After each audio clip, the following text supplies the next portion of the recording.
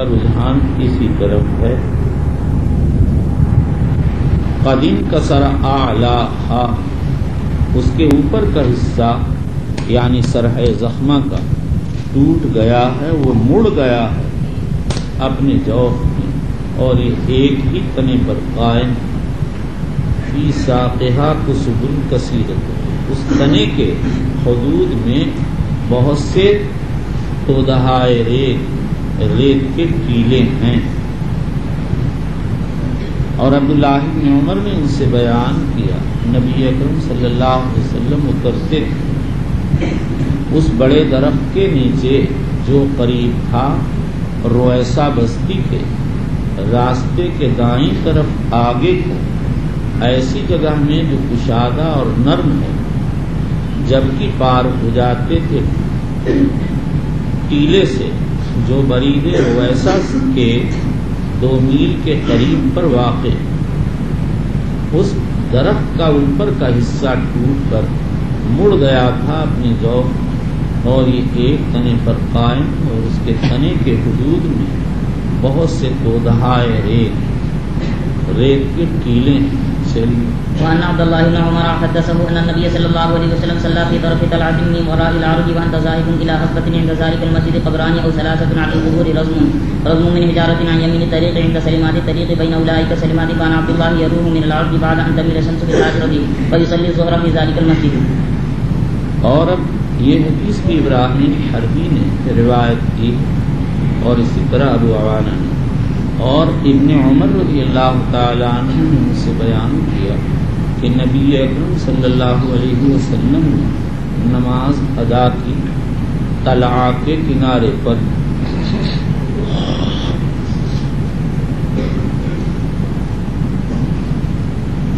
طلعہ اوپر سے نیچے کے پانی، نیچے کو پانی بہنے کی جگہ. بعض کہتے ہیں یہ بلند اور پست دونوں کے معنی میں آتا ہے.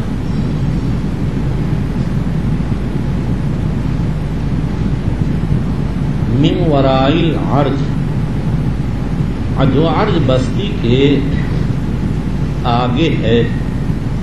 وَأَنْتَ ذَاهِبٌ إِلَى حَضْبَةٍ، حضبہ ٹبا، چھوٹا سا پہاڑ جو زمین پر پھیلا.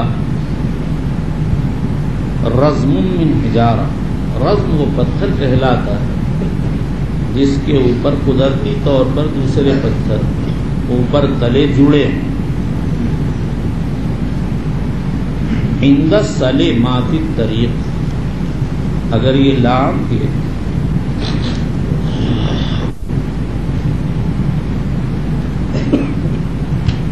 کسرہ کے ساتھ تو اس کا مفرد سلمہ ہے، اس سے مراد صخرات پتھر. اور اگر یہ لام کے فتحہ کے ساتھ تو اس کا مفرد سلمہ ہے، اس سے مراد شجرات. مسند احمد میں یہاں سلامات الف کے ساتھ وارد ہوا جو فتحہ کی تائید کرتا ہے.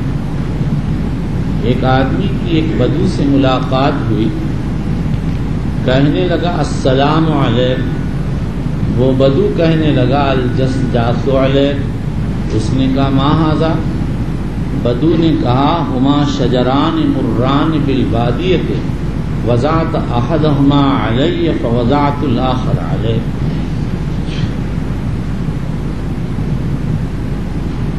آپ لوگ تو بالکل سمجھ گئے ہیں. بدو نے کہا یہ جنگل کے 2 کڑوے درخت ہیں، ایک تو نے میرے اوپر رکھ دیا یعنی سلام، تو میں نے دوسرا تیرے اوپر رکھ دیا. وہ بدو حالات کی وجہ سے یہ سمجھا ہی نہیں کہ آدمی مجھ کو سلام کر رہا ہے اور سلامتی کی دعا دے رہا ہے. جب بدگمانیاں ہوتی ہیں یا کوئی خیال انسان پر غالب ہوتا ہے تو اسی طرح کی مغالطوں میں مبتلا ہو جاتا ہے. عبداللہ یروح من الارض، چلتے تھے. فیصلی الظہر فی ذلک المسجد، اس مسجد میں ادا کرتے تھے ظہر کے. اور عبداللہ بن عمر نے ان سے بیان کیا نبی اکرم صلی اللہ علیہ وسلم نے نماز ادا فرمائی طلحہ کے کنارے میں جو عرج بستی کے آگے ہے، جبکہ تم جا رہے ہو عزبہ کی طرف۔ اس مسجد کے پاس 2-3 قبریں ہیں، ان کے اوپر تہ بتہ پتھر ہیں۔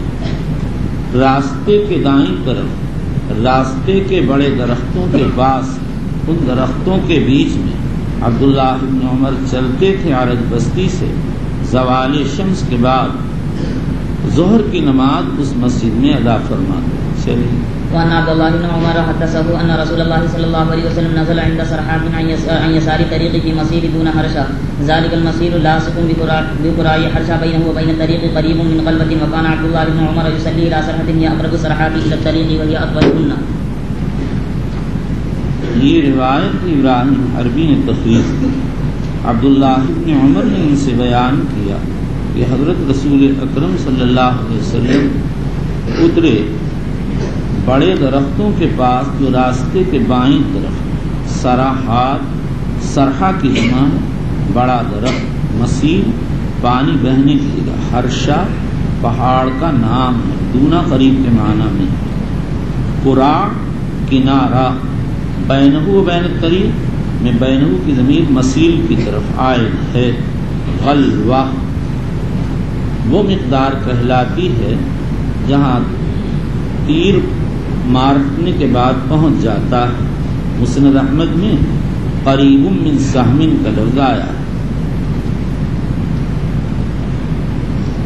اور عبداللہ بن عمر نے ان سے بیان کیا رسول اکرم صلی اللہ علیہ وسلم اترے ان بڑے درختوں کے پاس جو راستے کے بائیں طرف پانی بہنے کی جگہ میں کوہ ہرشا کے قریب ہے۔ یہ مسیل لگی ہوئی ہے کوہ ہرشا کے کنارے سے۔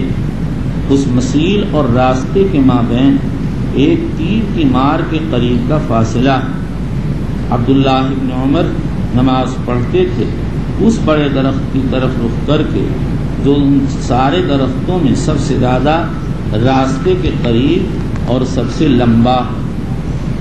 وأن عبد الله بن عمر حدثه أن النبي صلى الله عليه وسلم كان ينزل في المسيل الذي في أدنى مر الزهران قبل المدينة حين تهبط من الصفراوات، ينزل في بطن ذلك المسيل عن يسار الطريق وأنت ذاهب إلى مكة، ليس بين منزل رسول الله صلى الله عليه وسلم وبين الطريق إلا رمية بحجر۔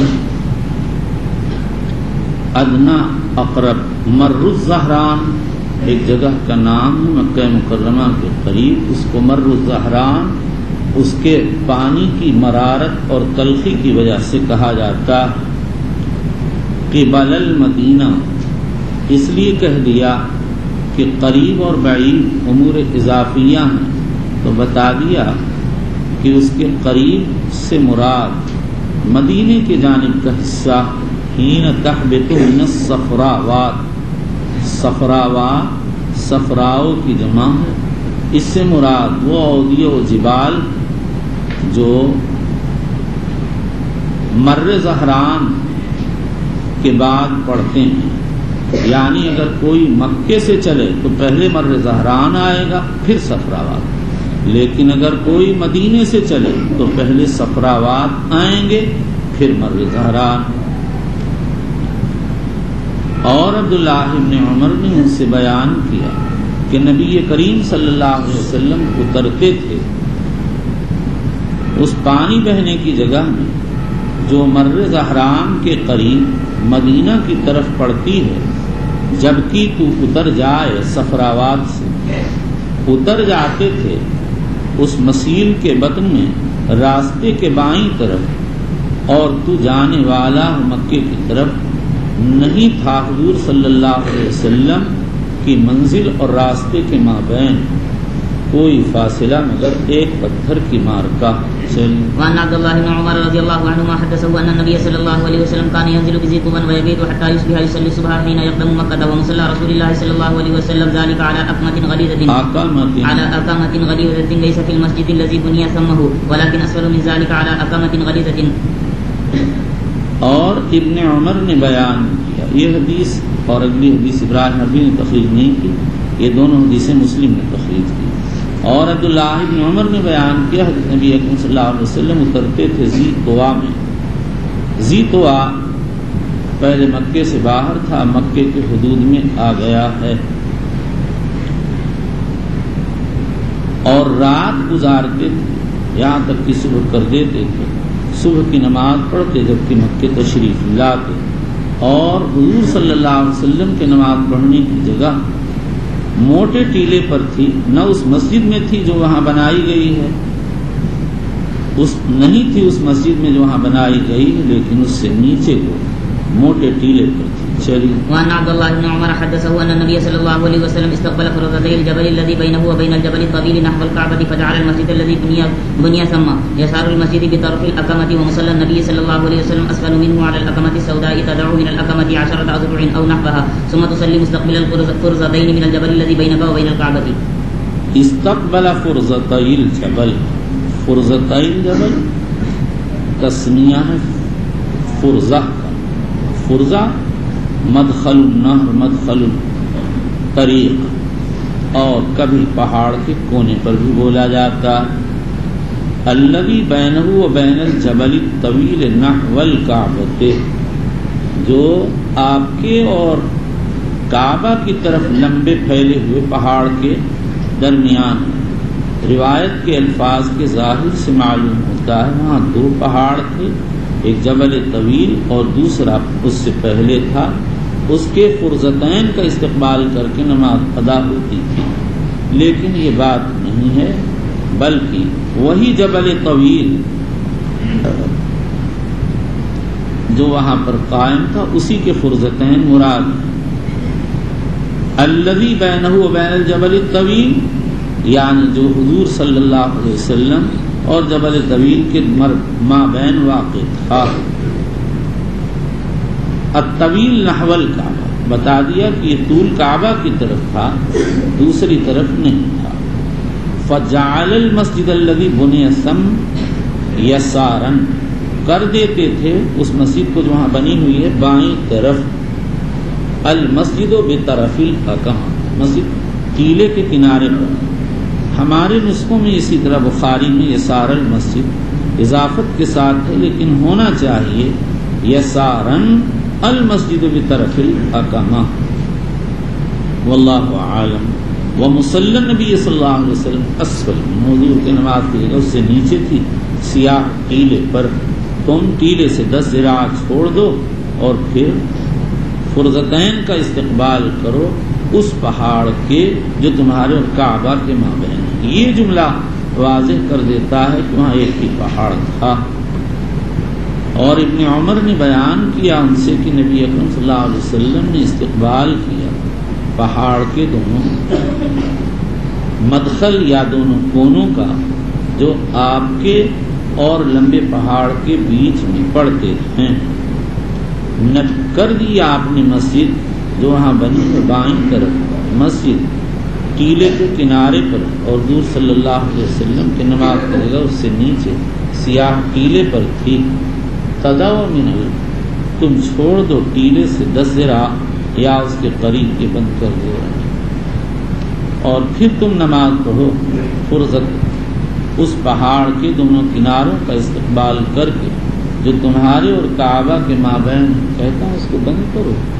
وہ مغفل آدمی ہے بے سمجھ. چل وبالاسناد المتصل من الى امير المؤمنين في حديث رسول الله صلى الله عليه وسلم ابي عبد الله البخاري رضي الله تعالى عنه قال باب سترة الامام سترة من خلفه.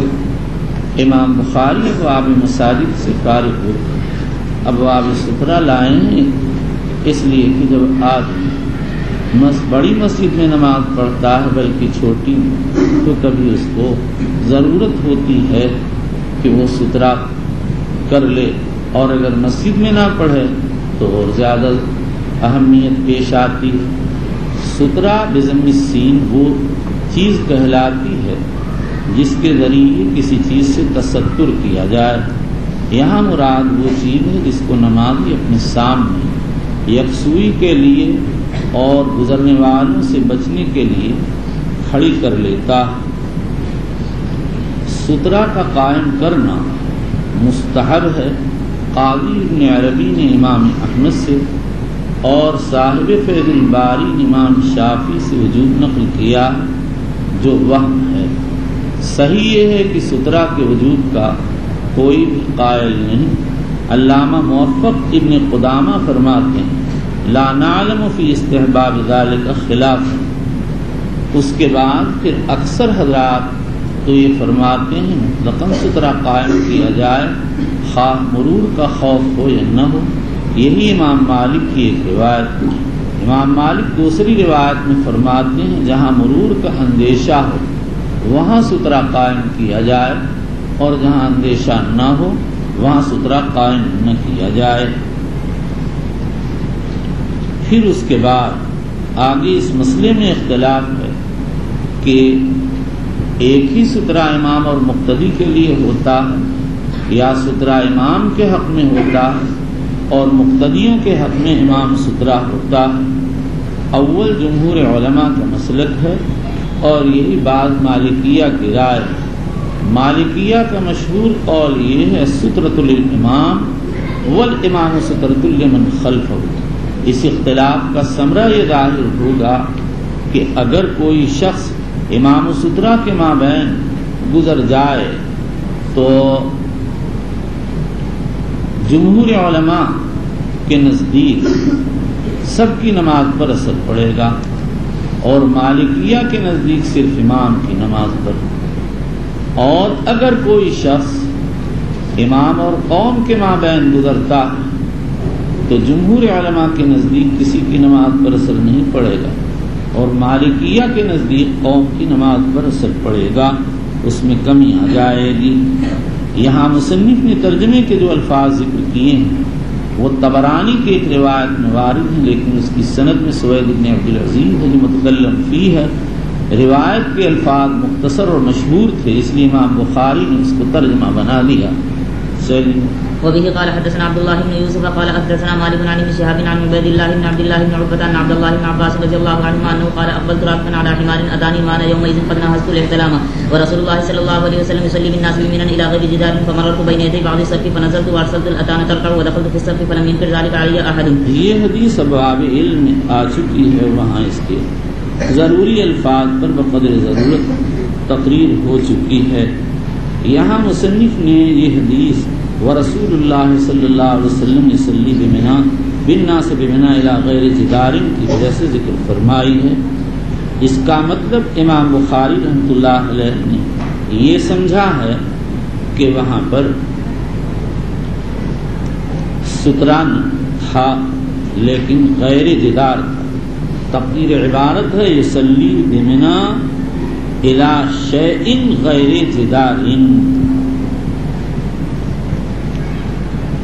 یہی ابو محمد ابن حزم ظاہری، نووی، کرمانی عینی نے مطلب سمجھا، لیکن عام علماء امام شافعی، ابن ابی شیبہ، بیہقی، موفق ابن قدامہ وغیرہ نے اس کا مطلب یہ سمجھا ہے کہ وہاں کوئی سترہ تھا ہی، اور اس کی تائید ایک روایت سے ہوتی ہے جس میں وارد ہے رسول اللہ صلی اللہ علیہ وسلم یصلی المکتوبۃ لیس شیء یسترہ ویحول بیننا وبینہ اخرجہ البزار وفی اسنادہ کلام۔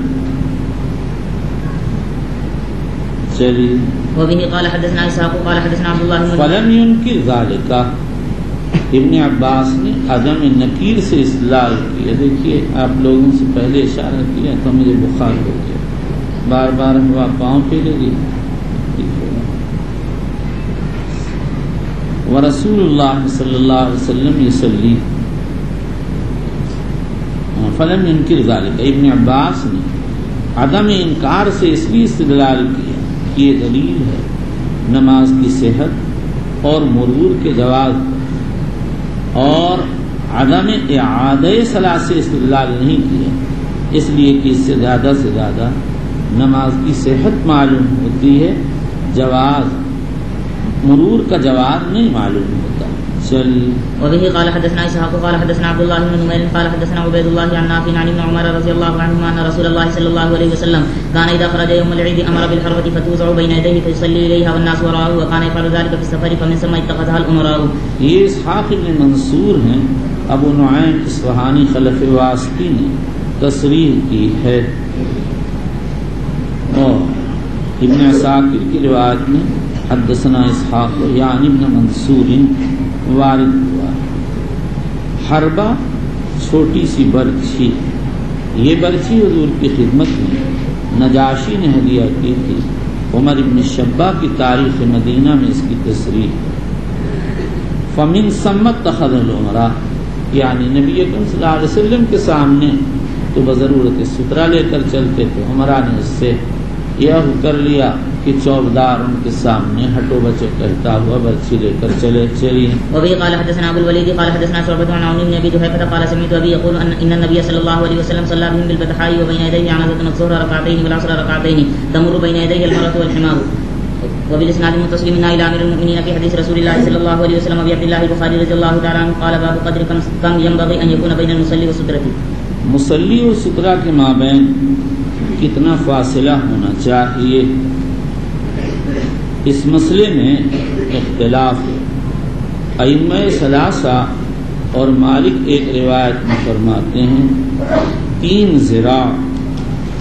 عبداللہ بن مغفل سے منقول ہے وہ 6 ذراع کا فاصلہ رکھتے تھے اور امام مالک نے اس میں کوئی تحدید نہیں کی.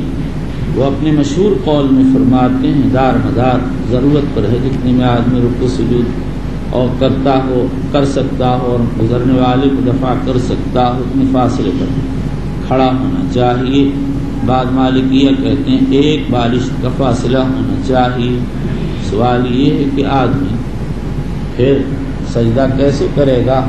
مالکیہ کہتے ہیں آدمی پیچھے ہٹ جائے اور ہم نے دیکھا ہے حرم میں مالکیہ کا معمول بھی یہی ہے. وہ کھڑے تو ہوتے ہیں آگے اور جب رکوع سجود کا نمبر آتا ہے تو پیچھے ہو جایا کرتے ہیں. امام بخاری رضی اللہ تعالیٰ عنہ نے اس میں کوئی تحدید نہیں کی. البتہ وہ تقریب کے قائل ہیں اس لیے کہ سہل کہتے ہیں کان بین مصلی رسول اللہ صلی اللہ علیہ وسلم و بین الجدار ممر الشاب. حضور صلی اللہ علیہ وسلم کے مصلی اور دیوار کے درمیان صرف ایک بکری گزرنے کا فاصلہ ہے. مصلی سے مراد وہ پوری جگہ ہے جس میں حضور صلی اللہ علیہ وسلم کھڑے ہوتے اور رکوع و سجود کرتے تھے. تو مطلب یہ ہے کہ جتنی مقدار میں آپ قیام و قعود و رکوع و سجود کرتے تھے اس مقدار میں اور دیوار میں بس بکری گزرنے کا فاصلہ اور بکری 1 بالشت کے اندر 1.25 بالشت میں گزر جاتی ہے. تو معلوم ہوا کہ مصلی کے سترے کے قریب کھڑا ہونا چاہیے. اور ابو داود میں ایک حدیث میں وارد ہوا ہے اذا صلی احدکم الی سترۃ فلیدن. آدمی جب سترے کی طرف نماز پڑھے تو قریب ہو کر کے نماز پڑھے. اور اس کا فائدہ یہ ہے کہ گزرنے والے کو دشواری نہ ہوگی اور نماز پڑھنے والا گزرنے والے کو بآسانی دفع کر دے گا. اب یہاں پر یہ سوال ہے کہ امام بخاری رحمۃ اللہ علیہ نے یہاں 2 روایتیں ذکر کی ہیں. ایک سہل بن سعد کی پہلی روایت اور دوسری سلمہ کی روایت کانا جدار المسجد عند المنبر ما کانت الشاۃ تجوزها. سلمہ کی اس روایت میں نہ مصلی کا ذکر ہے نہ مصلی کا. بس اتنا ہے کہ منبر کے پاس منبر اور دیوار کے درمیان اتنا فاصلہ تھا کہ بکری مشکل سے گزر سکتی تھی. علامہ ابن رشید تو فرماتے ہیں کہ امام بخاری رضی اللہ تعالی عنہ نے اس حدیث کی طرف اشارہ کیا جو باب الصلاۃ فی السطوح والمنبر میں آ چکی ہے کہ حضور اکرم صلی اللہ علیہ وسلم نے منبر پر کھڑے ہو کر نماز ادا فرمائی اور اتر کر منبر کی جڑ میں سجدہ کیا. چونکہ اکثر نماز کا حصہ اوپر واقع ہوا اور حضور صلی اللہ علیہ وسلم نے درجت اور سامنے کے حصے میں درجت المنبر حائل تھا، تو اس سے یہ بات نکل آئی کہ نمازی اور سترے کے مابین اتنا فاصلہ ہونا چاہیے، اور یہ اتنی فاصلہ ہے جس میں بکری گزر جاتی. معلوم نہیں علامہ ابن منیر نے کہا، علامہ ابن رشید نے کیوں یہ تکلف اختیار کیا. سیدھی بات یہ ہے کہ حضور صلی اللہ علیہ وسلم منبر شریف کے قریب نماز ادا فرماتے تھے اور آپ منبر کے ابتدائی حصے میں جڑ کے پاس کھڑے ہوتے تھے اور آپ کا سجدہ منبر کے منتہا پر پڑتا ہوگا، تو آپ کے مصلی اور دیوار کے درمیان پہلی روایت کی روح سے جتنا فاصلہ معلوم ہوتا ہے اتنا ہی فاصلہ اس دوسری روایت سے بھی ثابت ہوتا ہے. بس اتنا ہے، پہلی جگہ کہہ دیا قدر ممر الشاۃ، دوسری جگہ فرما دیا ما قعدت الشاۃ تجوزھا. ہے بھائی، اگر حزیلہ ہے تو آسانی سے گزر جائے گی، سمینہ ہے تو ذرا مشکل ہوگی. چلیے. وبالاسناد المتصل منا الى امير المؤمنين في حديث رسول الله صلى الله عليه وسلم ابي عبد الله البخاري رضي الله تعالى عنه قال باب الصلاه الى الحربه. امام بخاری حربہ کے معنی ہے برچھی. امام بخاری کہتے ہیں حربہ کو سترہ بنانا جائز. چلیے. وبه قال حدثنا مسدد قال حدثنا يحيى عن عبيد الله قال اخبرني نافع عن عبد الله بن عمر رضي الله عنهما ان النبي صلى الله عليه وسلم كان يركض له الحربه فيصلي اليها. تركض له الحربه فيصلي اليها. نبی اکرم صلی اللہ علیہ وسلم کے لیے برچھی گاڑ دی جاتی تھی اور آپ اس کی طرف رخ کر کے نماز پڑھتے تھے. چلیے. وبالاسناد المتصل منا الى امير المؤمنين في حديث رسول الله صلى الله عليه وسلم ابي عبد الله البخاري رضي الله تعالى عنه قال باب الصلاه الى العنزه. عنزہ کی طرف نماز پڑھنے کا بیان. یہ بھی ایک چھوٹی سی برچھی ہوتی ہے. عنزہ کو سترہ بنانا جائے. حضرت گنگوہی رحمۃ اللہ علیہ فرماتے ہیں چونکہ بعض فرق ہتھیاروں کی پرستش کرتے ہیں، اس لیے ہتھیاروں کے سترہ بنانے میں تشبہ بعبدۃ الاسلحہ پایا جاتا ہے. اس لیے ہو سکتا ہے کسی کو یہ خیال ہو کہ حربہ و عنزہ کو سترہ بنانا جائز نہ ہوگا، تو امام بخاری نے اس کا جواب بیان کر دیا اور یہ بتا دیا جہاں کہ تشبہ وہاں مدر ہے جہاں کوئی چیز مشہور ہو جائے، اور اگر کوئی چیز مشہور نہ ہو تو وہاں تشبہ مدر نہیں ہوتا. ہمارے حضرت شیخ رحمۃ اللہ علیہ فرماتے ہیں ہو سکتا ہے امام بخاری نے ان دونوں ترجموں کو لا کر سترہ کے طول و عرض کی طرف اشارہ کیا. سترہ کے طول کے بارے میں اختلاف. شافعیہ فرماتے ہیں قدر عظم الذراع، حنفیہ فرماتے ہیں قدر الذراع، اور مالکیہ حنابلہ کے دونوں اقوال ہیں. صحیح بات یہ کہ حدیث میں قدر موخرۃ الرحل ہے، اور موخرۃ الرحل بڑا چھوٹا ہر طرح کا ہوتا ہے اور ذراع بھی بڑے چھوٹے ہوتے ہیں. اور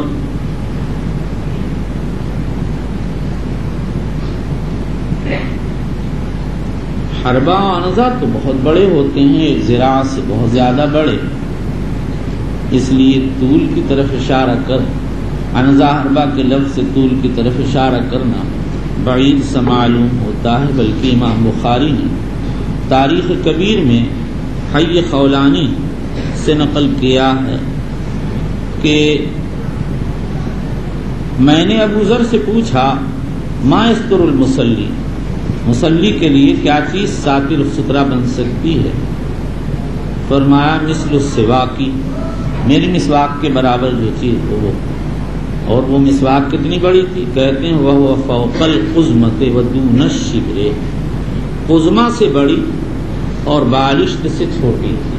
قزمہ وہ مقدار جو مٹھی کو بند کر کے نہ انگوٹھے کو اٹھا دینے کے بعد ظاہر ہوتی ہے، اس سے تو وہ بڑی تھی اور بالشت سے چھوٹی تھی. امام بخاری رضی اللہ تعالی عنہ فرماتے ہیں قال عبداللہ بن الصامت عن ابی ذر عن النبی صلی اللہ علیہ وسلم مثل موخرۃ الرحل وهو اشهر.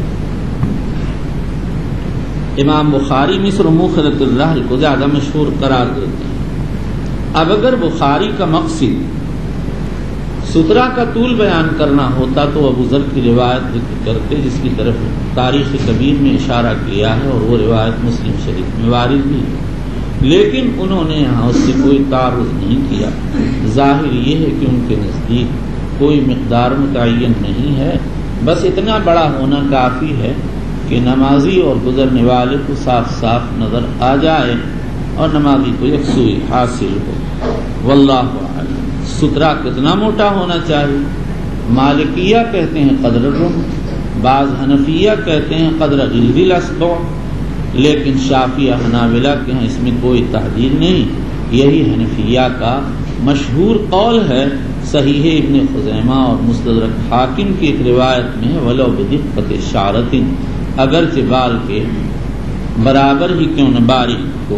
چلیے. وبه قال حدثنا آدم قال حدثنا شعبة قال حدثنا عون بن ابي جحيفة قال سمعت ابي قال خرج الينا النبي صلى الله عليه وسلم بالهاجرة فأتي بوضوء فتوضأ فصلى بين الظهر والعصر وبين يديه عنزة والمرأة والحمار يمران من ورائها. وبه قال حدثنا محمد بن حاتم بن بزيع قال حدثنا شاذان عن شعبة عن عطاء بن ابي ميمونة قال سمعت انس بن مالك رضي الله تعالى عنه قال كان النبي صلى الله عليه وسلم اذا خرج لحاجته تبعته انا وغلام ومعنا عكازة او عصا او عنزة عكازة او عصا او عنزة ومعنا عكازة وہ لاٹھی کہلاتی ہے جس کے اندر لوہا لگا ہوتا ہے. عنزہ برچھی. چلیے. ومعنا اداوة فإذا فرغ من حاجته ناولناه الاداوة. اس حدیث میں نماز کا ذکر نہیں ہے. بعض علماء کہتے ہیں یہ ترجمہ شارحہ. اصل بات وہی ہے جو ہم کئی بار کہہ چکے کہ حضور جب قضاء حاجت کے لیے جاتے تو آپ کے ساتھ برچھی وغیرہ لے کر چلتے تھے، کیونکہ آپ استنجا سے فراغت پر وضو کرتے اور وضو کے بعد تحیۃ الوضو پڑھا کرتے تھے. واللہ تعالی اعلم. السلام علیکم وصلی وسلم وبارک علی نبینا المصطفى وعلى آلہ واصحابہ الہدى قادة التقى. اللهم اغفر لنا وارحمنا ومشايخنا وعلمنا ما جهلنا وفقنا لما تحب وترضى من القول والعمل وجنبنا الفواحش والمعاصي والخطايا والزلل.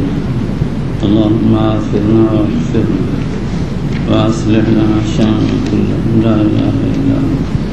أما بعد وبالإسناد المتصل إلى أمين المؤمنين توفيق رسول الله صلى الله عليه وسلم أبي عبد الله محمد بن إسماعيل البخاري رضي الله عنه وأرضاه وأجزل ثوابه ووفاه وحشرنا في جنته ونفعنا بعلومه. قال باب السترة بمكة وغيرها. علامہ ناصر الدین ابن منیر رحمۃ اللہ علیہ ارشاد فرماتے ہیں کہ امام بخاری رحمۃ اللہ علیہ نے مکہ کی تخصیص ایک خاص وہم دور کرنے کے لیے کی ہے، اور وہ یہ کہ سترہ قبلہ ہوتا اور مکہ میں کعبہ کے علاوہ اور کوئی قبلہ نہ ہونا چاہیے، لہذا وہاں سترے کی ضرورت نہیں ہے.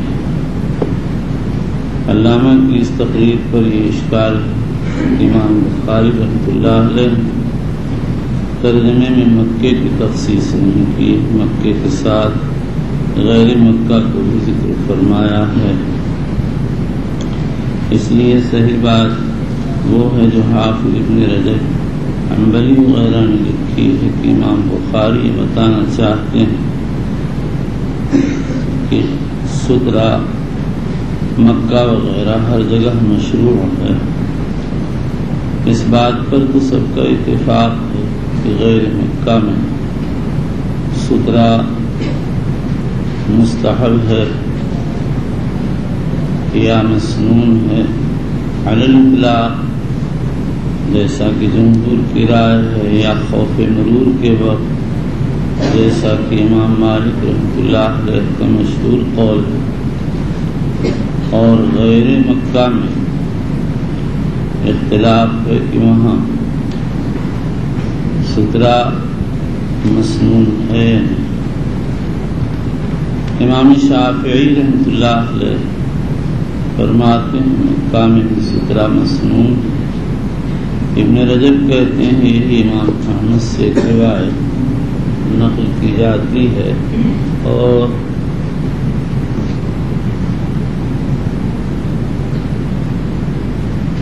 حضرت انس، عطا ابن ابی رباح، طاووس سے یہی منقول ہے۔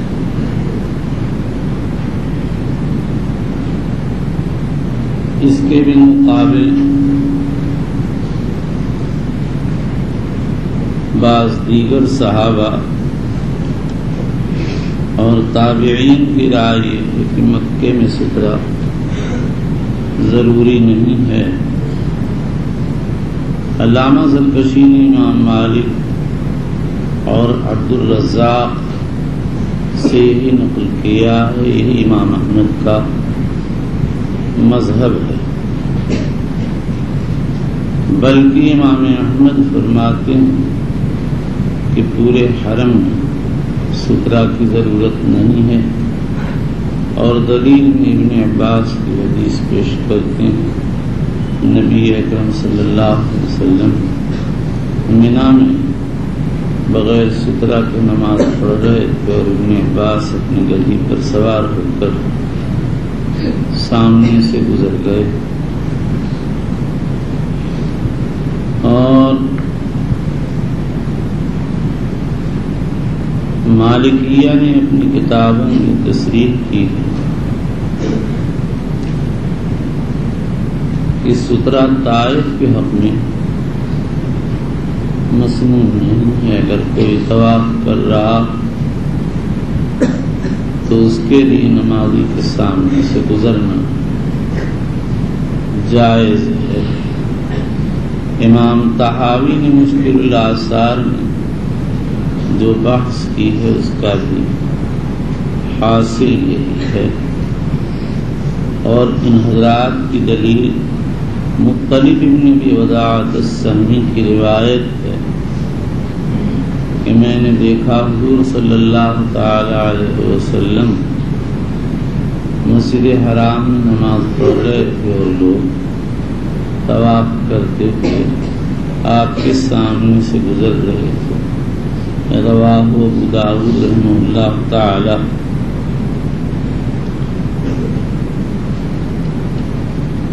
امام بخاری رضی اللہ عنہ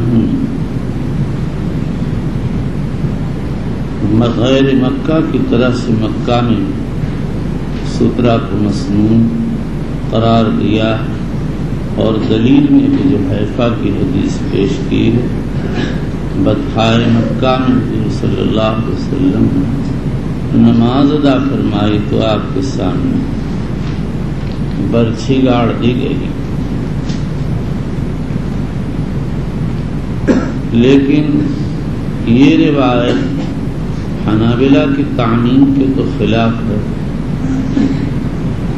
اور جو لوگ طائفین کا استثناء کرتے ہیں اور کہتے ہیں کہ حرم میں سترے کی ضرورت نہیں، طواف کرنے والے سامنے سے گزر سکتے ہیں،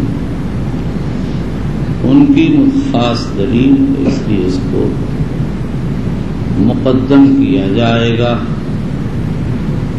غور کرنے سے معلوم ہوتا ہے کہ مکے اور حرم میں سترہ قائم کرنے کے سلسلے میں مذاہب میں ایک خاص ترتیب. امام شافعی وغیرہ تو علی الاطلاق سترہ ضروری قرار دیتے ہیں، اور امام احمد پورے حرم میں ترک سترہ کی اجازت دیتے ہیں. عبدالرزاق کی رائے مکے میں سترہ ضروری نہیں، اور یہی امام مالک سے نقل کیا جاتا ہے. امام طحاوی فرماتے ہیں کہ طائفین کے حق میں سترہ ضروری نہیں، یعنی مطاف میں سترے کی ضرورت نہیں ہے. یہی مالکیہ کا مسئلہ ہے. امام بخاری رضی اللہ تعالیٰ عنہ نے غالباً ان سارے ہی مذاہب پر رد کیا اور اپنی دلیل سے بطحا میں سترہ ثابت فرما کر مکے میں سترہ ثابت کیا ہے. اور جب مکے کے ایک مکان میں سترہ کا ثبوت ہو گیا تو اس سے سارے امکنہ میں ثبوت ہو جائے گا. اور بخاری مختلف ابن ابی وداع کی روایت کو ناقابل التفات تصور فرماتے ہیں، لیکن جو لوگ طائفین کا استثناء کرتے ہیں فقہا کے طرز پر ان کا استدلال مختلف کی روایت سے صحیح ہے، اور وہ روایت سترے کی روایات کے معارض نہیں ہے، کیونکہ اس کا تعلق خاص مطاف سے، اور جہاں بھی سترہ ثابت ہے وہ غیر مطاف میں ہے. یعنی احادیث مرفوعہ میں جہاں سترہ منقول ہے وہ غیر مطاف میں منقول ہے. چلیے. بسم الله الرحمن الرحيم. وبالاسناد المتصل بالله ابي بكر في حديث رسول الله صلى الله عليه وسلم وفي عبد الله قال رضي الله عنه قال حدثنا سليمان بن حرب قال حدثنا شعبة عن ابي حنيفة قال خرج علينا رسول الله صلى الله عليه وسلم من حالته فصلى في المدخل الظهر العصر ركعتين ونصب بين يديه قناة وتوضأ فجعل الناس يتمسحون بوضوءه. وفي الاسناد المتصل بالله ابي بكر في حديث رسول الله صلى الله عليه وسلم وفي عبد الله البخاري رضي الله عنه قال بعض الصلاتين الرضوان. ستون کو سترہ بنانے کا بیان. عمود مرکب ستون کو کہتے ہیں. عمود وہ ستون جو غیر مرکب اور استوان مرکب ہوتا ہے. امام بخاری رضی اللہ تعالیٰ عنہ نے اس ترجمے سے یہ تنبیہ فرمائی کہ یہ جو بات احادیث میں صلاۃ بینت اساتین کی ممانعت آئی، اس کا یہ سبب نہیں کہ اساتین میں کوئی خرابی، بلکہ وہ خاص وجہ سے ممنوع ہو جو آگے آ رہی ہے. صلاۃ الاسطوانہ جائز ہے. چلیے. قال وقال عمر المصلون احق بالسواري من المتحدثين اليها وراء ابن عمر. عمر رضی اللہ تعالیٰ عنہ نے فرمایا نمازی ستونوں کے بات کرنے والوں سے زیادہ حقدار ہوتا یہ ہے کہ لوگ نماز سے فارغ ہو کر ستون سے ٹیک لگا کر بیٹھ کر باتیں شروع کر دیتے ہیں. اس لیے امام بخاری رضی اللہ عنہ نے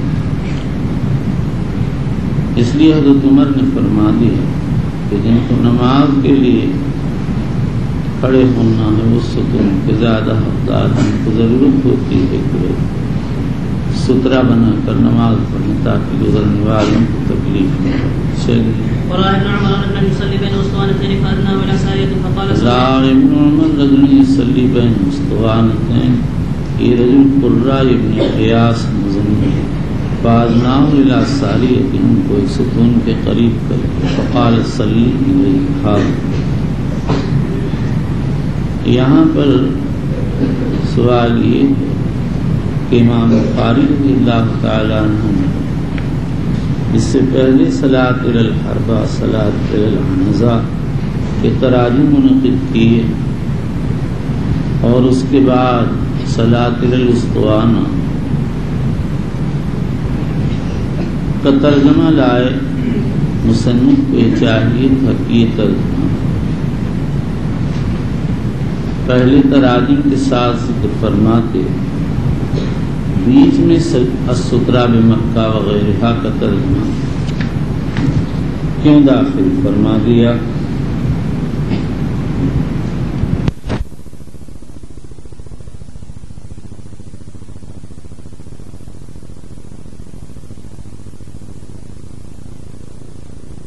صلاۃ الجنازہ کے بعد ابو حذیفہ کی روایت ہوتی ہے، اس میں حضور صلی اللہ علیہ وسلم انواع کو سترہ بنا کر نماز پڑھنا صلی اسی کے دوسرے طریق میں یہ تصویر ہے کہ حضور نے انواع کو سترہ بنا کر بطحا میں نماز پڑھی تو اس سے سترہ بمکہ وغیرہ کا مسئلہ نکل آیا۔ اس لیے امام بخاری نے بات در بات کے طور پر یہ ترجمہ فرما دیا، ورنہ اصلاً تو امام بخاری رضی اللہ عنہ یہ بتانا چاہتے ہیں کہ سنت سے چلا چیزوں کا سترہ بنانا ثابت ہے۔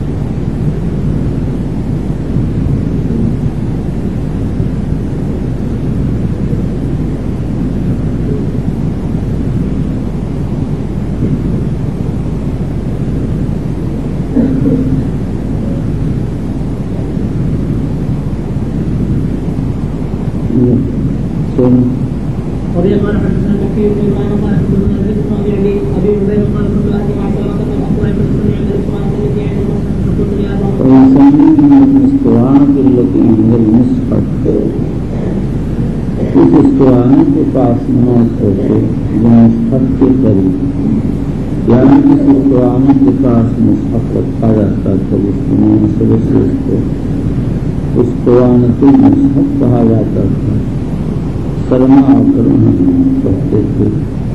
اسی قرآن کا نام اس قرآن المہاجرین عام مہاجرین پڑھتے تھے۔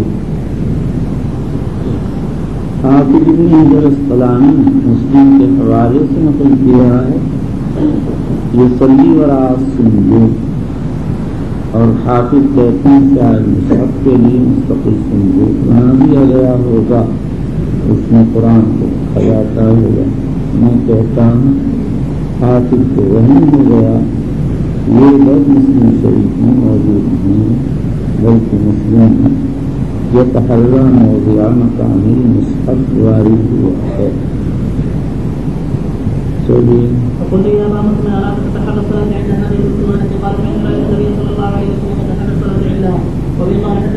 سلمہ کو حضور صلی اللہ علیہ وسلم کے اتباع میں اہتمام، وہاں نماز پڑھنے کا اہتمام کرتے، اور نبی اکرم صلی اللہ تعالی علیہ وآلہ وسلم کے اہتمام کی اللہ ہی کو معلوم غالب۔ یہ کوئی تقریبی بات ہوگی، اللہ کے منظور لکھا کہ جب مصحف لکھا جائے تو نیت رکھا جائے، اس لیے اللہ نے اپنے نبی کو دین میں بات ڈال دی، وہ نماز ادا کرنا چاہیے۔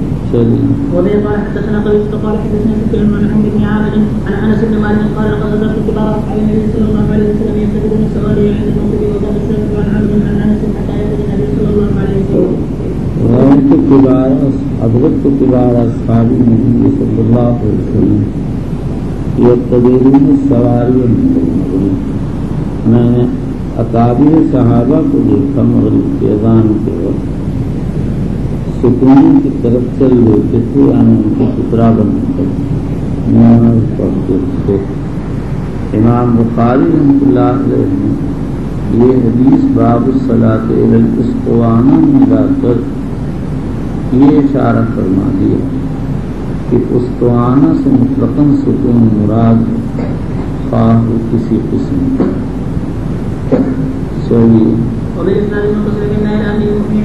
مغرب سے پہلے اذان مغرب پر نماز پڑھنا امام احمد کے یہاں جائز، امام شافعی رحمۃ اللہ علیہ کے مستحب، امام حنیفہ و مالک اس صلاۃ کا انکار کرتے ہیں اور ان کے اصحاب کے کلام سے کراہت معلوم ہوتی ہے۔ بعض فقہائے حنفیہ نے کراہت کی تصریح بھی کی ہے۔ علامہ ابن حمام رحمۃ اللہ علیہ کی رائے یہ ہے کہ کسی دلیل سے کراہت ثابت نہیں ہوتی، اس لیے یہ نماز مباحات میں سے ہے۔ جو کراہت کے قائل ہیں وہ کہتے ہیں ان 2 رکعات کے پڑھنے سے مغرب میں تاخیر ہوگی، لیکن یہ ایسی تاخیر نہیں جس کی وجہ سے کراہت کا حکم لگایا جائے۔ چلیے وبالإسناد المتصل من إلى أن يكون في حديث رسول الله صلى الله عليه وسلم وفي عبد الله البخاري رضي الله عنه قال باب الصلاة بين الصلوات في غير جماعة۔ چونکہ اس سے پہلے انس کی روایت صحابہ کے اقتدار سواری کو تذکرات ہے، اس کی مناسبت سے باب الصلاۃ بین السواری کا ترجمہ منعقد فرما دیا۔ سکونوں کے مابین نماز پڑھنے کا مسئلہ مختلف کیا ہے۔ امام مالک یہاں مطلقاً مکروہ ہے الا مسجد میں تنظیم۔ امام ابو حنیفہ فرماتے ہیں امام کے لیے کراہت ہے اور کسی کے لیے۔ امام احمد اسحاق اور امام بخاری نسائی وغیرہ کی رائے کہ صرف جماعت کے لیے کراہت ہے، امام منفرد کے لیے کوئی کراہت نہیں ہے۔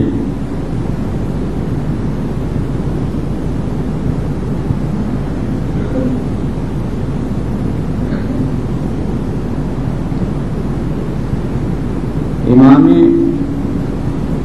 بخاری رضی اللہ تعالیٰ عنہ جو قول اختیار کیا یہی حدیث باب سے ثابت ہے۔ حضور اکرم صلی اللہ علیہ وسلم کو کعبۃ اللہ میں 2 سواری کے بیچ میں نماز ادا فرمائی اور آپ منفرد تھے اور منفرد ہی کے حکم امام، اور یہ جو بعض احادیث ہیں لا تصلی بین الاساطین رواہ الحاکم یا کنا منہا نتقی ھذا علی عہد رسول اللہ صلی اللہ علیہ وسلم رواہ ابن شیبہ و ابو داؤد آیا اس کا تعلق جماعت سے۔ تو امام بخاری نے اپنی اس ترجمے سے روایات میں جمع کر دیا، بتا دیا اباحت کی روایات محمول ہیں امام منفرد پر اور کراہت کی روایات محمول ہیں جماعت پر۔ شافعیہ کے یہاں ملا کر ہر شخص کے لیے نماز جائز ہے۔ امام بخاری نے اپنی اس ترجمہ سے ان تمام ہی مذاہب کی تردید کی ہے جو ان کے مسلک کے خلاف ہیں اور ان کے مسلک پر جمع بین الاحادیث پایا جاتا ہے۔ اس لیے یہ مسلک اپنے اندر اعمال الدلائل کو رکھنے کی وجہ سے نہایت قابل توجہ ہے۔ چلیے وبه قال حدثنا موسى بن اسماعيل قال حدثنا جويرية عن نافع عن ابن عمر قال دخل النبي صلى الله عليه وسلم البيت وأسامة بن زيد وعثمان بن طلحة وبلال فأطال ثم خرج وكنت أول الناس دخل على أثره فسألت بلالا أين صلى فقال بين العمودين المقدمين العمودین المقدمین، ان دونوں ستونوں کے بیچ میں جو باب کعبہ کے آگے چلیے. وبه قال حدثنا عبد الله بن يوسف قال اخبرنا مالك بن انس عن نافع عن عبد الله بن عمر ان رسول الله صلى الله عليه وسلم دخل الكعبه واسامه بن زيد وبلال بن عثمان بن طلحه الجحبي. الحجبی، اللہ کے بندے پہلے روایت دوبارہ آ گئی، تجھے کچھ خبر ہی نہیں. ہم نے بتا چکا ابھی 2-3 دن پہلے کہ ان کو حجبی اس لیے کہتے ہیں کہ یہ کعبہ کے ان کا خاندان کعبہ کا حاجب و کلید بردار تھا. کچھ خبر نہیں، 2-3 دن پہلے بیان کیا ہے کہ جلدی پوری. چلیے، یہ سب جانتے ہیں کیوں؟ ذہنی آوارگی کی وجہ سے. جس وقت بیان ہوتا ہے آپ لوگ ذہن سے یہاں موجود نہیں ہوتے، ذہن سے کتے بلیوں کے اندر گھومتے ہیں، اسی لیے سے باتیں پیش آتی ہیں. موٹی بات آدمی کو اور یاد نہیں. چلیے بس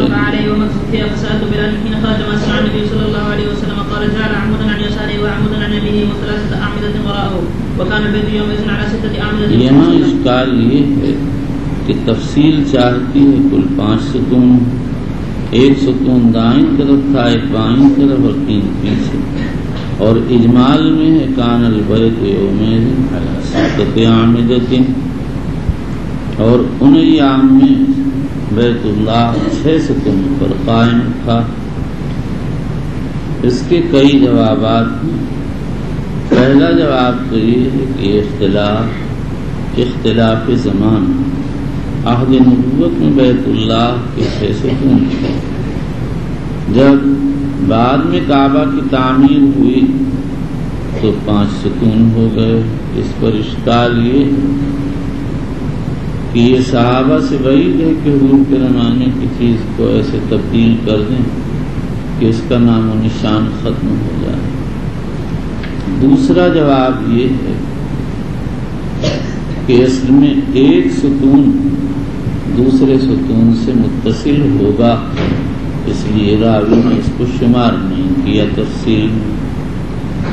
تیسرا جواب یہ ہے کہ کسی خاص ستون کے پاس کھڑے ہو کر نماز پڑھی ہوگی، اس لیے اس کو شمار نہیں کیا. چوتھا جواب یہ ہے کہ 2 ستون ایک ساتھ ہوں گے، اس لیے دونوں کو ایک شمار کر لیا. اور 5واں جواب امام بخاری کا کہتے ہیں وقال لنا اسماعیل حدثنی مالک وقال عمودین عن یمینہ. حاصل کہ عبداللہ بن یوسف کی روایت عمودن عن یمینہ وہم ہے، ثواب عمودین عن یمینہ ہے، جیسا کہ اسماعیل بن ابی اویس کی روایت میں ہے. اور اب اجمال و تفصیل میں کوئی مخالفت نہیں. چلیے وبالإسناد المتصل من إلى أمير المؤمنين في حديث رسول الله صلى الله عليه وسلم وعبد الله بن خالد رضي الله عنه قال باب اسی طرح اکثر نسخ میں یہ باب بلا ترجمہ آیا ہے اور بعد میں باب نہیں ہے. اگر باب نہ ہو تو پھر یہ روایت باب الصلاۃ بین السواری سے متعلق ہو جائے گی. اس صورت میں یہ اشکال ہوگا کہ ابن عمر کی اس باب میں جو ابن عمر کی روایت اس میں صلاۃ بین السواری کا کوئی تذکرہ نہیں. کرمانی یہ کہتے ہیں کہ گوئے اس سے صلاۃ بین السواری کا صراحتاً ثبوت نہیں ہوتا، لیکن التزامی طور پر یہ بات اس سے نکلتی ہے. اس لیے کہ حضور صلی اللہ تعالی علیہ وسلم باب کعبہ سے کعبہ میں داخل ہوئے، آگے کی طرف چلے، اور جب دیوار کعبہ میں اور آپ میں 3 ذراع کا فاصلہ رہ گیا تو آپ نے نماز ادا کی.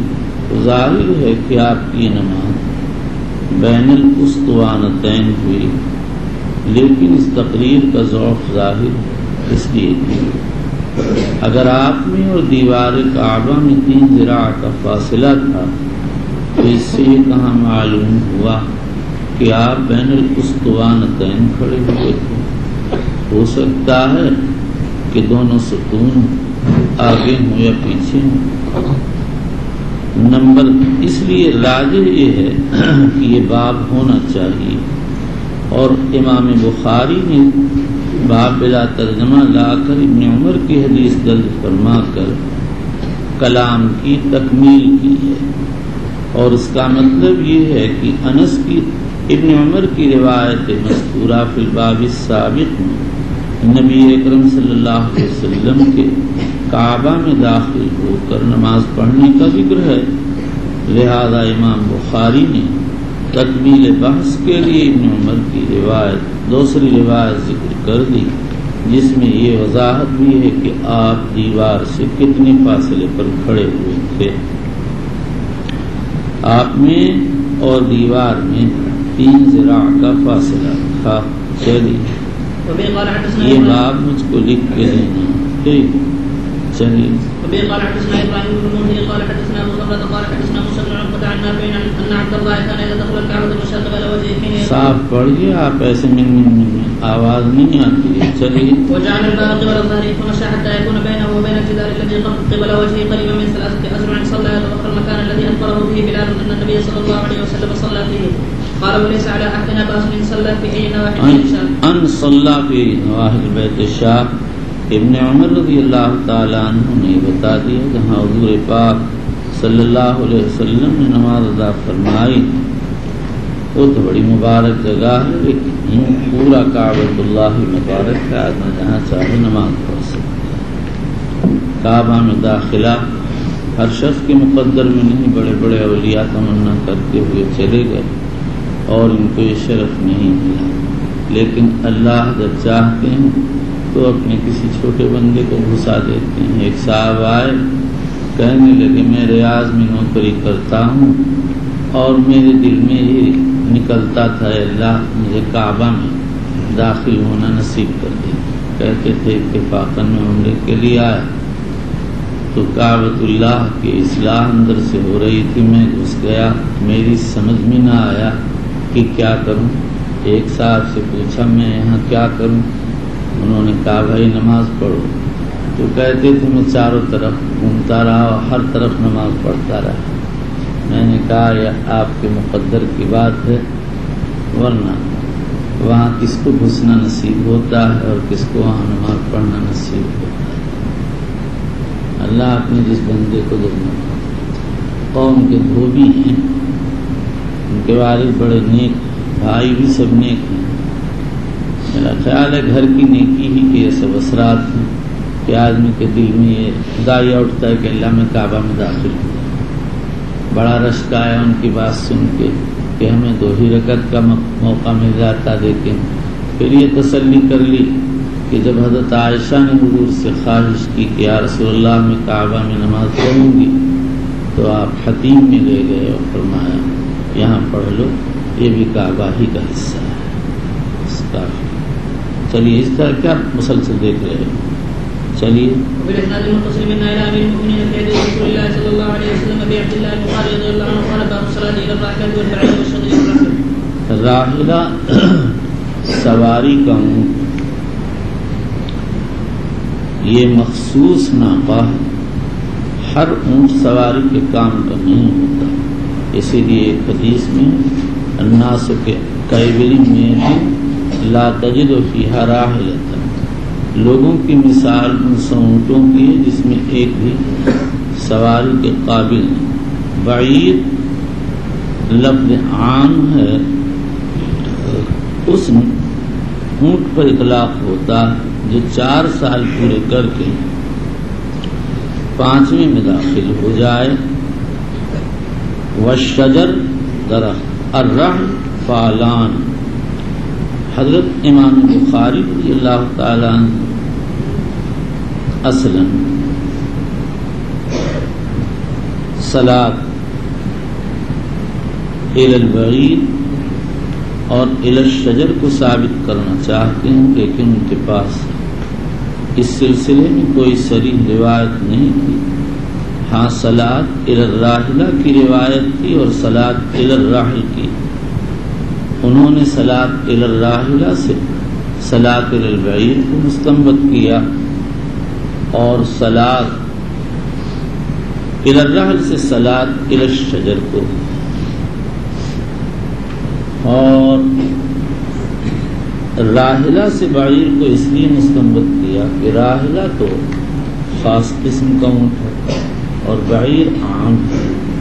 تو امام بخاری رضی اللہ عنہ یہ بتانا چاہتے ہیں کہ اونٹ کو سترا بنانا جائے، اور اس پر تنبیہ کی ضرورت اس لیے پیش آئی کہ امام شافعی سے بویتی میں روایت ہے لا يتستر بدابۃ ولا بامرأۃ۔ اسی طرح امام مالک کا مشہور قول بھی یہی ہے کہ جانور کو سترا نہ بنایا جائے۔ امام بخاری نے ان دونوں اقوال کو رد کر دیا اور جانور کا سترا بنانا حدیث سے ثابت فرما دیا۔ یہی حنفیہ حنابلہ کا مسلک ہے۔ شافعیہ مالکیہ کہتے ہیں اونٹ کا سترا بنانا سفر میں ثابت ہے، جو ضرورت کا موقع ہے، تو اگر سفر میں اجازت ہو تو اس سے حضر میں اجازت نہیں نکل سکتی۔ جواز کے قائلین یہ کہتے ہیں کہ سترا بوقت ضرورت بنایا جاتا ہے، اور جب سفر میں ضرورت کی وجہ سے بعیر کو سترا بنا سکتے ہیں تو حضر میں بنانے میں کیا چیز مانع ہے؟ اسی لیے ابن عبد البر تو فرماتے ہیں کہ بالاتفاق جانور کو سترا بنانا جائز ہے، اور نووی فرماتے ہیں امام شافعی نے جو کہہ دیا لا يتستر بامرأۃ ولا بدابہ، شاید ان کو حدیث الباب نہیں پہنچی، حدیث صحیح ہے، اس پر عمل کرنا متعین ہے۔ آگے کہتے ہیں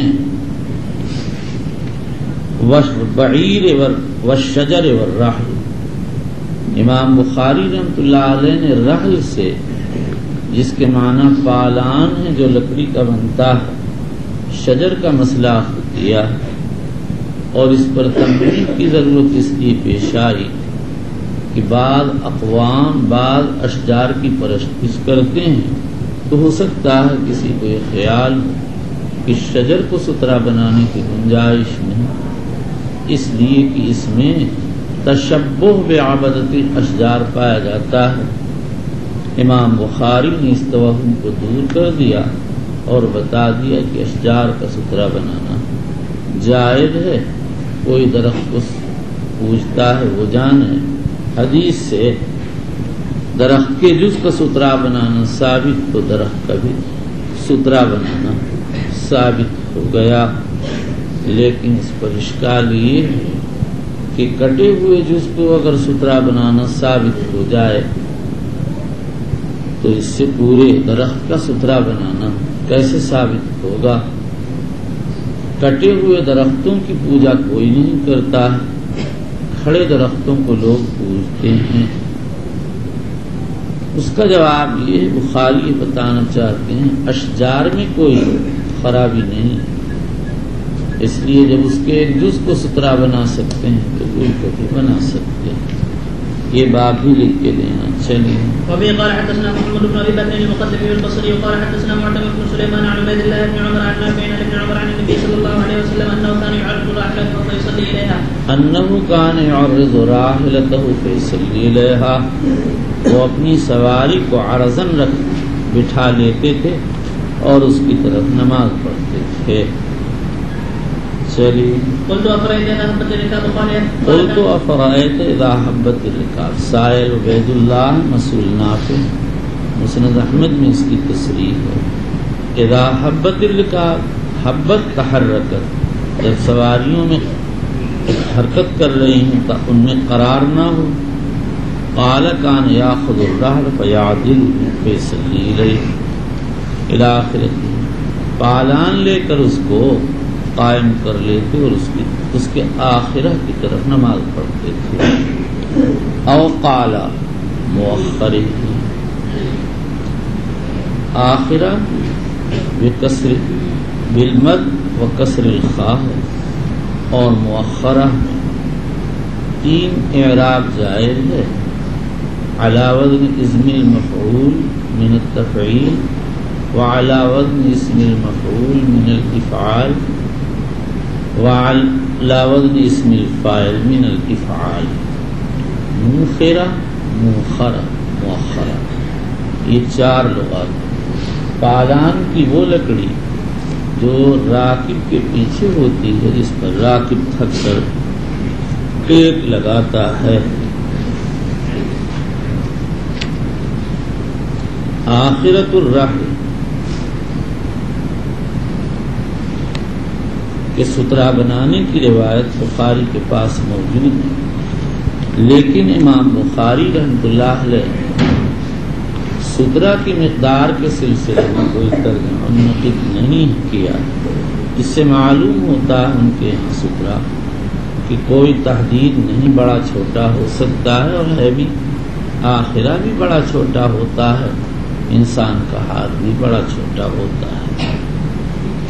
جب آدمی غیر لازم چیز کو لازم کرتا ہے تو مشکلات کا شکار ہو جاتا ہے. اور اگر آدمی حدیث سے ثابت بات پر عمل کرتا ہے تو انشراح بھی ہوتا ہے اور کوئی مشکل بھی پیش نہیں آتی. چلیے وبالاسناد المتصل من الى ابي المؤمنين في حديث رسول الله صلى الله عليه وسلم ابي عبد الله البخاري رضي الله عنه قال باب الصلاه الى السرير. حضرت امام بخاری کا مقصد یہ ہے کہ چارپائی کو سترا بنانا جائز، کیونکہ جو مقصد ہے استطار کا اس سے حاصل ہو جاتا ہے. یعنی نمازی کو یکسوئی حاصل ہو، گزرنے والے کو کوئی پریشانی نہیں. لیکن یہاں پر سوال یہ ہے کہ امام بخاری نے اس باب میں حضرت عائشہ کی جو روایت درج کی ہے، یعنی یجیء النبی صلی اللہ علیہ وسلم فیتوسط السریر فیصلی،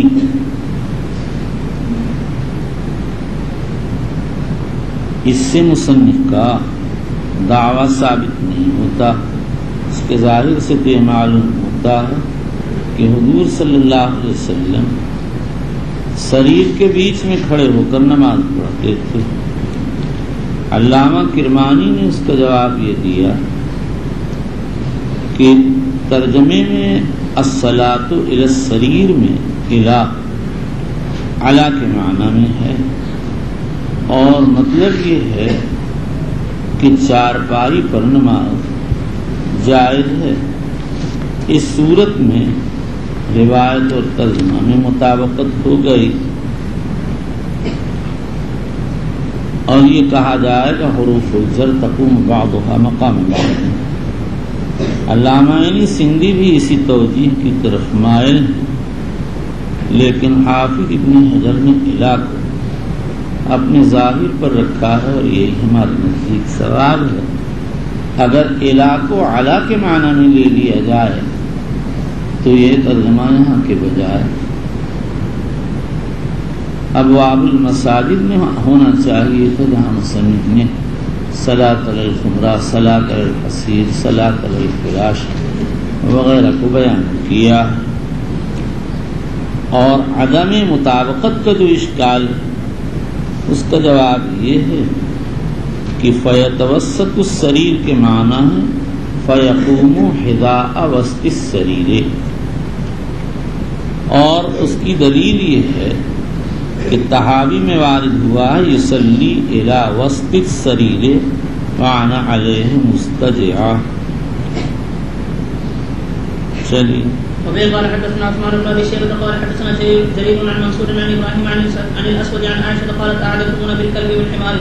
کیا تم نے برابر کر دیا ہم کو کلب و حمار کے؟ چلیے لقد رايتني مستجعا على سرير فيجيء النبي صلى الله عليه وسلم فيتوسط السرير فيصلي فابرأ ان اصنعه فانسب من قبل رجلي السرير من قبل رجلي السرير. سریرہ کیا چیز ہے؟ حتى انسل من لحافي، فَأَكْرَهُ أَنْ أَصْنَعَهُ أَيْ أَكْرَهُ أَنْ أَظْهَرَ لَهُ، میں اس بات کو ناپسند کرتی تھی کہ حضور صلی اللہ علیہ وسلم کے سامنے ظاہر ہو جاؤں۔ میں نکل جاتی تھی چارپائی کی پائنٹی سے، یہاں تک کہ اپنے لحاف سے نکل جاتی، یعنی لحاف کے اندر ہی آہستہ سے چارپائی کی پائنٹی پر آتی اور اس میں سے آہستہ سے نکل کر باہر چلی جاتی تھی۔ چلی وبالاسناد المتصل منا الى امير المؤمنين في حديث رسول الله صلى الله عليه وسلم ابي عبد الله البخاري رضي الله عنه قال باب ليرد المصلي من مر بين يديه، ليرد المصلي من مر بين يديه۔ امام بخاری جب سترے کے انواع و اقسام بیان کر چکے تو اب یہ بتاتے ہیں اگر کوئی سترہ قائم کر کے نماز پڑھ رہا اور کوئی شخص اس کے سامنے گزرنا چاہے تو نمازی گزرنے والے کو روکے۔ گزرنے والے کو روکنا احادیث میں وارد ہوا ہے، اس میں اختلاف ہے کہ اس کا حکم کیا ہے۔ ظاہریہ کہتے ہیں کہ یہ واجب ہے اور جمہور علماء فرماتے ہیں مستحب ہے۔ حنفیہ میں سے ابو منصور ماتریدی نے کہہ دیا کہ دفع المار امور مرخص فیہ میں سے ہے، اور پھر بعد میں جتنی احناف آئے سب نے آنکھ بند کر کے یہی لکھ دیا۔ اس پر یہ اشکال ہوتا ہے کہ دفع مار کے سلسلے میں حضور صلی اللہ علیہ وسلم اور کی جو احادیث یا آپ کے صحابہ کے آثار وہ رخصت سے کوئی میل نہیں کھاتے ہیں۔ دیکھو حضور صلی اللہ علیہ وسلم کی حدیث کسی باب میں آ رہی ہے، اس میں صاف وارد ہے اذا صلی احدکم الی شیء یسترہ من الناس فاراد ان یجتاز بین یدیہ فلیدفعہ فإنما فلیقاتلہ فإنما هو شیطان۔ بھلا رخصت کی یہ شان ہوتی ہے؟ بات یہ ہے کہ ابو منصور ماتریدی نے جو تعبیر کی اس میں ان سے کوتاہی ہوتی، اور انہوں نے امام محمد کی تعبیرات پر غور نہیں کیا۔ جہاں کہیں بھی امام محمد نے یہ مسئلہ لکھا ہے، خواہ کتاب الاصل ہو یا موطا ہو یا دوسری کتابیں، سب جگہ فلیدرہ مستطاع لکھا ہے۔ اس سے صاف یہ معلوم ہوتا ہے کہ امام محمد اس کو رخصت نہیں سمجھ رہے ہیں بلکہ اس کو مستحب سمجھ رہے ہیں۔ البتہ وہ قتال سے منع کرتے ہیں، جیسا کہ آگے آ رہا ہے، اور اگر قتال سے روک رہے ہیں تو اس سے کہاں لازم آتا ہے کہ دفع کو رخصت قرار دے رہے ہیں۔ بہرحال امام بخاری رضی اللہ تعالی عنہ نے یہ ترجمہ بصیغہ امر منعقد کیا، اور یہ بات واضح طور پر ثابت ہے کہ بخاری امر کو وجوب پر حمل کرتے ہیں، تو اس سے یہ بات نکلتی ہے کہ امام بخاری رضی اللہ تعالیٰ عنہ کے نزدیک دفع المار ظاہریہ کی طرح سے واجب ہے۔ اس کے بعد یہ سمجھیے کہ مار گزرنے والے کو جو دفع کرنے کا حکم ہے، اس کی علت کیا ہے؟ بعض علماء تو فرماتے ہیں اس کی علت یہ ہے کہ مصلی کی نماز میں خلل نہ واقع، اور بعض کہتے ہیں تاکہ گزرنے والا گناہگار نہ ہو۔ اب یہاں پر 4 صورتیں ہیں۔ ایک صورت تو یہ ہے کہ ایک آدمی ایک طرف کو سترہ قائم کر کے نماز پڑھ رہا ہے، اور دوسرا شخص کسی مجبوری سے گزر گیا، مثلا پیچھے سے سانڈا رہا ہے، دوڑائے، تو نہ مصلی گناہگار ہوگا کیونکہ وہ تو سترہ کے سامنے نماز پڑھ رہا تھا، اور نہ مار گناہگار ہوگا اس لیے کہ وہ مجبوری میں گزرا ہے. اور اگر مصلی ایک طرف بلا سترہ نماز پڑھ رہا تھا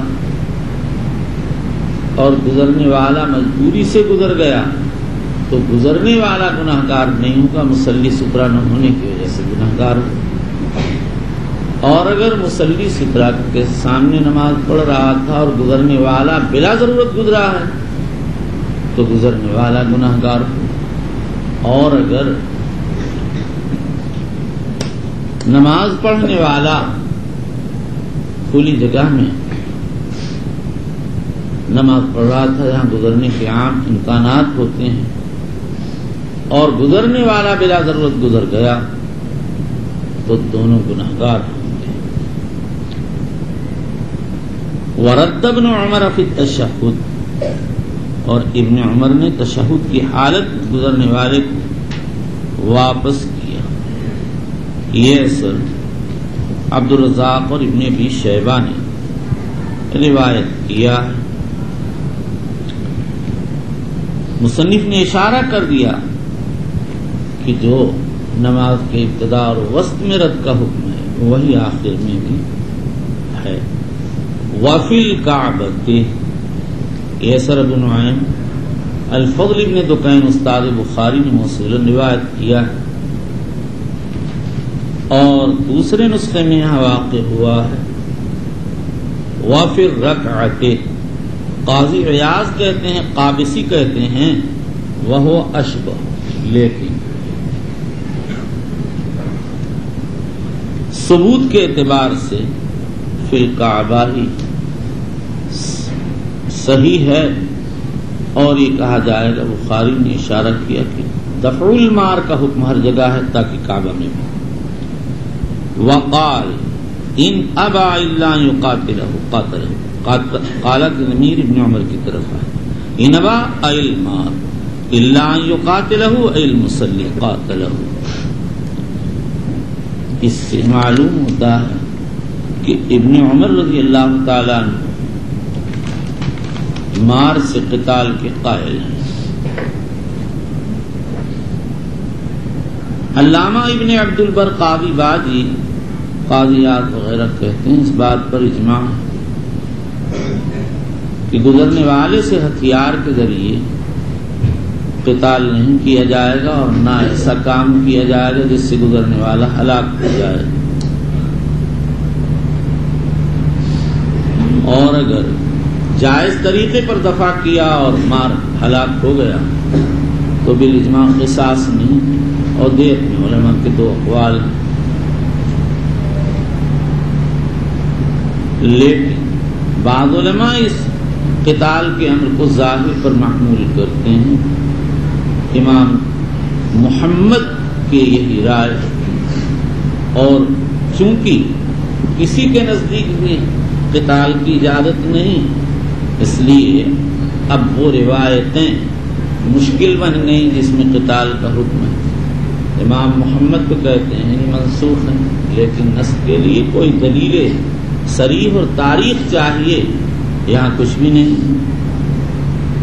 اس لیے راجح یہ ہے کہ قاتل ہو کو ظاہر پر نہ رکھا جائے.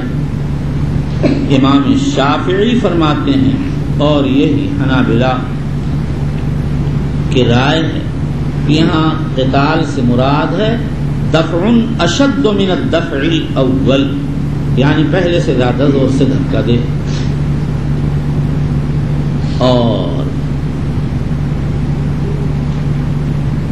بعض علماء فرماتے ہیں وَلْيُقَاتِلْهُ کے معنی ہے فَلْيَلْعَنْهُ، اور بعض کہتے ہیں اس کے معنی ہے فَلْيُؤَاخِذْهُ، نماز سے فراغت کے بعد پوچھے آپ کیوں گزرے.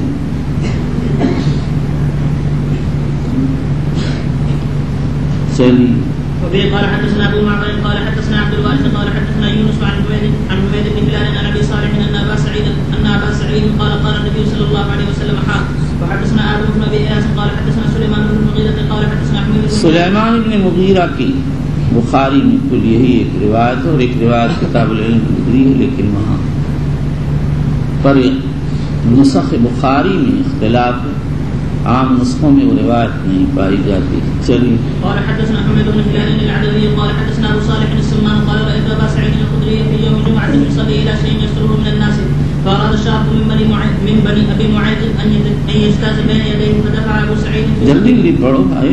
فنظر الشاب فلم يجد مساقا. کیا پڑھے کیا ہی کریں گے احمق آدمی, تجھے ایک حرف نہیں آتا ہے. چل بس.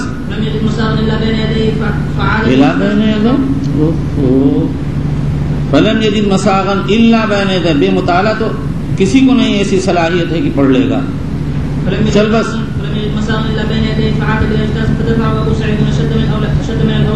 اولا بدبخت بے سمجھ کے نکلا. فنال من ابي سعيد ثم دخل على مروان فشكا اليه من ما لقي من ابي سعيد. ودخل ابو سعيد خلفه على بغیر مطالعے آپ نہ پڑھیں گے, آپ میں صلاحیت بالکل نہیں ہے.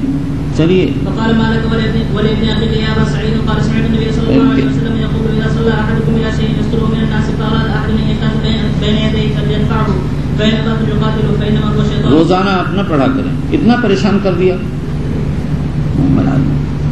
زام تھا کہ آپ کو آتا ہے. دخل اراد الشاب. ابن جوزی کہتے ہیں یہ داؤد ابن مروان ہے, مصنف عبدالرزاق میں اس کی تصریح, اس پر اشکال یہ جو ابن ابو معاذ سے نہیں. بعض علماء یہ کہتے ہیں کہ ولید بن عقبہ ابن ابی معاذ ہے. ابو نعیم کی کتاب الصلاۃ میں اس کے نام کی تصریح ہے. اس پر حافظ ابن حجر نے یہ اشکال کیا ہے کہ جس وقت کا قصہ ہے اس وقت مروان مدینے کا حاکم تھا اور اس وقت ولید ابنائے 50 میں تھا, اس کو شاب کہنا صحیح نہیں ہے. بظاہر یہاں ابن کا لفظ ساقط ہو گیا, اصل میں تھا ابن للولید ابن عقبہ ابن ابی معاذ. چلیے. ان یجتاز بین, گزر جائے. فنال من ابی سعید, ابو سعید کو برا بھلا کہا. مساو گزرنے کی جگہ. اذا صلی احدکم الی شیء یذکره من الناس فاراد احد ان یجتاز بین یدیہ فلیدفعه, اس کو دھکا دے. فانما فلیقاتله فانما هو شیطان. فانما هو شیطان یعنی من شیاطین الانس, یا فانما هو شیطان الحامل له على المرور الشیطان. واللہ سبحانہ اعلم. من القول والعمل وجنب الفواحش والمعاصي اسناد المتصل منه كلام المؤمنين في حديث رسول الله صلى الله عليه وسلم ابي عبد الله محمد بن اسماعيل البخاري رضي الله عنه وارضاه وأنزلت ثوابه ووفاه وأحسننا في جنته ونفعنا به. قال باب اسم المار بین یدیہ الصلاۃ. اگر کوئی آدمی نمازی کے سامنے گزر جائے تو گنہگار. حضرت شیخ فرماتے تو ہو سکتا ہے بخاری حدیث کی شرح کی ہے کہ ماذا علیہ سے مراد گناہ, یا اس بات کی طرف اشارہ فرمایا کہ مرور بین یدی المصلی کی ممانعت میں اور اس کے دفع کرنے میں گزرنے والے کی مصلحت ملحوظ ہے, مصلی کی مصلحت ملحوظ نہیں. ہمارے نزدیک امام بخاری نے باب گزشتہ سے مصلی کو متوجہ کیا کہ اگر اس کے سامنے سے کوئی گزرے تو وہ گزرنے والے کو روکے, اس لیے کہ گزرنے سے نماز میں کمی آتی, اور اس باب سے گزرنے والے کو متوجہ کیا کہ کسی نمازی کے سامنے سے جانا جائز نہیں, گناہ کا سبب ہے, لاپرواہی سے پرہیز کرو. اب سوال یہ ہے کہ گزرنے والا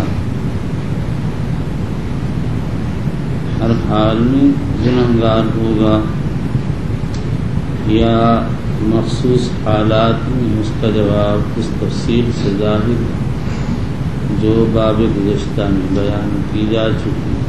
بعض حالات میں گزرنے والا گنہگار ہوگا، اور بعض وقت نمازی، بعض وقت دونوں، اور بعض وقت کوئی بھی گنہگار نہیں۔